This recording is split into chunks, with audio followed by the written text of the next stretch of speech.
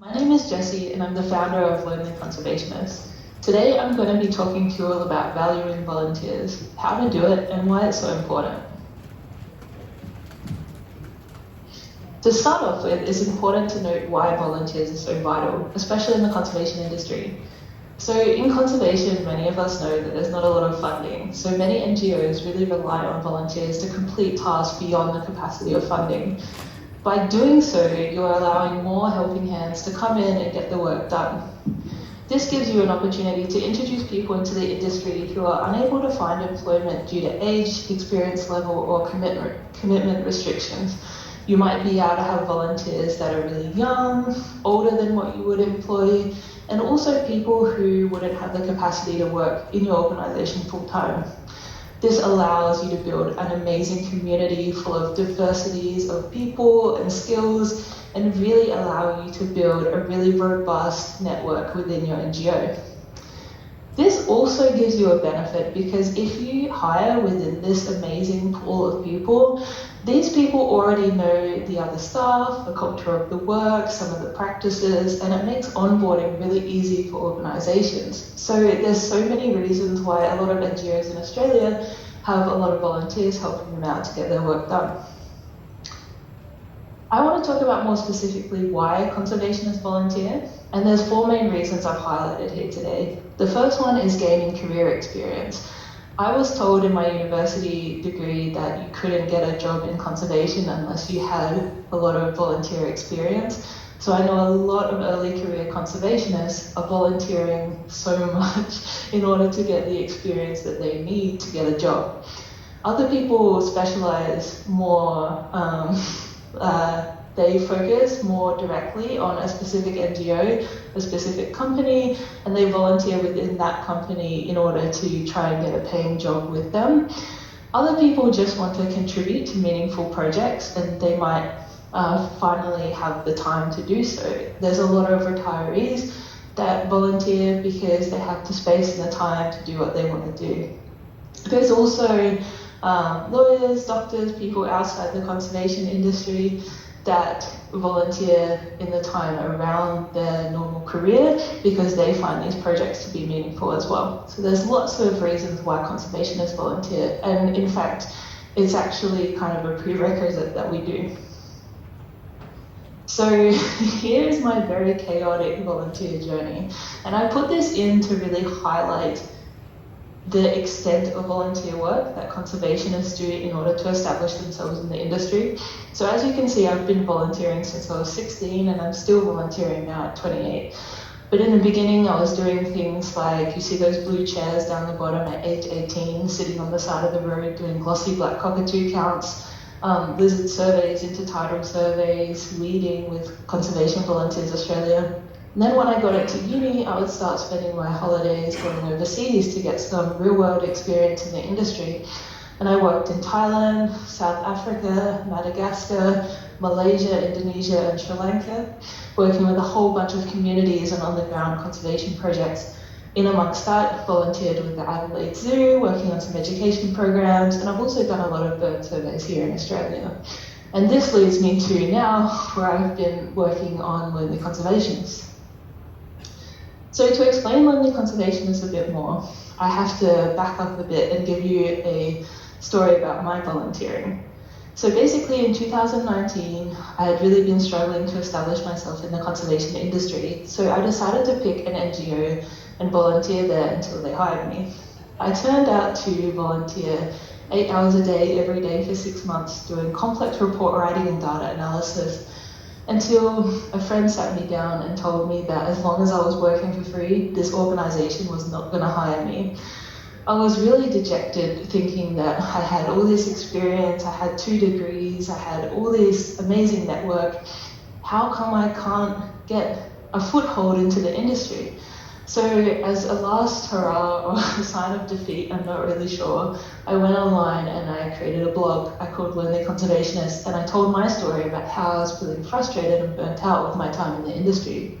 Little did I expect that thousands of conservationists from all around the world would join me and resonate with me in these feelings and experiences.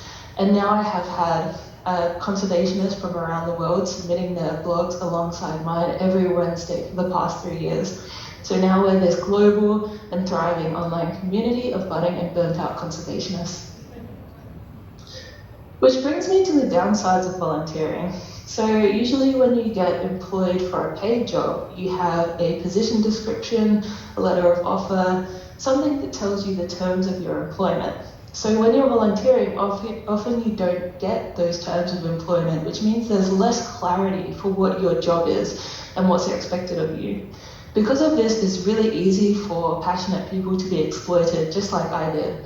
There's a lot of NGOs and organizations that will just keep sucking free work out of very passionate people with the hopes and dreams thrust upon them like a dangling carrot that they will eventually pay them or give them opportunities. The thing is, though, that there's a lot of barriers into conservation work because of the amount of volunteering that needs to be done, which means that people with families that they need to look after from low socioeconomic backgrounds, they may not be able to sustain themselves in the industry because it would take time away from the paid roles they need to be able to survive. So the unpaid nature of volunteering is actually a very big detriment to the diversity of people within the industry, and also how conservationists value their work and sustain themselves. The last one that's been pointed out by a lot of conservationists in my community is the social hierarchies within volunteer cohorts. Sometimes when you have long-term volunteers, they may get special privileges that the newer volunteers aren't privy to, like special dinners or internet access, something like that. So sometimes there's a divide in the volunteers because there's no clarity on what the roles are with the different people, and then some people get treated differently than others. So in the next couple of slides, I'm going to be talking to you about how we can value our volunteers, especially if you're somebody within an organization who is involved with onboarding volunteers. Firstly, going back to that social hierarchy, it's really important to promote equality within the volunteer cohort. And I'm not talking about diversity of cultures or language or background. I'm really just talking about making sure that each volunteer feels equal and appreciated within the organization. This is really important for work culture and the relationships and community formed within the cohort as well. The second one is workload transparency. There's a quote here from one of my conservationists that says, "I found my role was initially presented to me as a lot smaller than it ended up being. A lot of people take on volunteering thinking that they have the time to fit it around their lives, but then if they do get exploited in terms of their time, or they get given more tasks than they signed up for, it's not very good for the volunteer, their mental health, and them balancing their busy life. So it's really important that you are transparent with your volunteers about the work expected of them right up the front in the beginning so that they can see if it's right for them. Another one to consider is being really transparent about future opportunities. I wish the volunteer organization that I was volunteering for, that I eventually had to leave because I felt exploited, I wish they would tell me that there was opportunities for me and the steps that I could take to get there, to get a paid role. Or if they didn't have the funding to pay me, I wish they had introduced me to other networks, training opportunities, and let me know that the way I was going was wasting my time. So it's really important that organizations are really upfront with volunteers who you know are trying to get a position within the company, or you see are really dedicated about their conservation careers. I think it's really important to take the time to sit down with them and see what their goals are and how you can facilitate that. Another one is volunteer autonomy, and I think this one works really well for the volunteer organization and the volunteers themselves. For instance, just say you run a tree planting day, and you run a tree planting day about once a week, and the same volunteers come every single time. If you have an emergency or a phone call or an injury, it's really important that you allow the volunteers that know the site, know the first aid, they know the procedures to lead the other volunteers into getting started with the planting.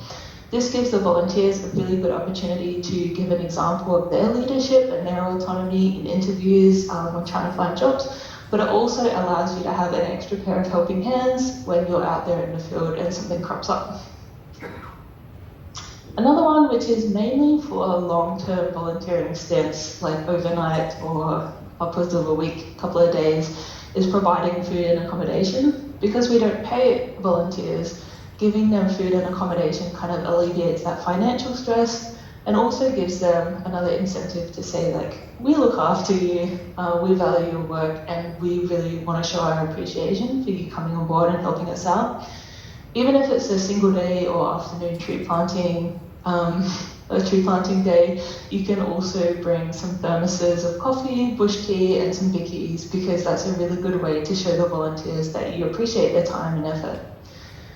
Providing training opportunities has been a big one that has been expressed to me by my community.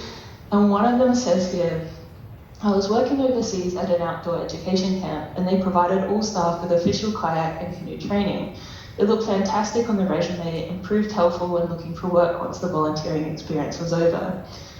They later on went to say that this also helped with autonomy because they had been trained, they could set up, do the activities themselves, and the management didn't have to be there all the time. So sometimes providing training opportunities allows you to save time and effort and costs in management and in micromanaging volunteers later on.